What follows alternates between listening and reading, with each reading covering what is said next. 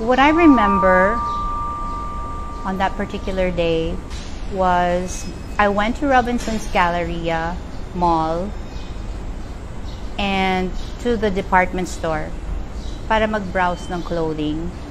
It wasn't a special day. In fact, it was like any ordinary day. At pagkatapos kong mamili ng mga damit na gusto ko, inassist ako ng isang sales lady and she directed me to the dressing room. I don't really even recall why I was in Robinson's. Kasi sa totoo lang nabibilang sa isang kamay yung ilang beses ako nakarating sa mall nung time na yon. Then somebody close to me and even a couple of fans said or reminded me that the incident actually took place when I was there on a movie shoot.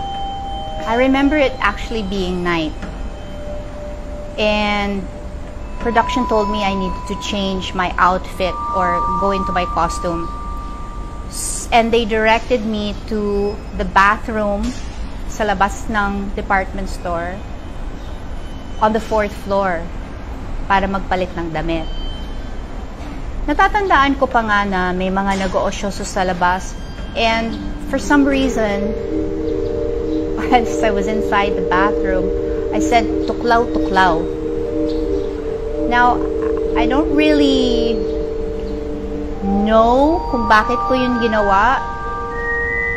Siguro kasi I was just being funny. I was trying to get a laugh sa mga kasamahan ko. I was just being young and silly. A few days later,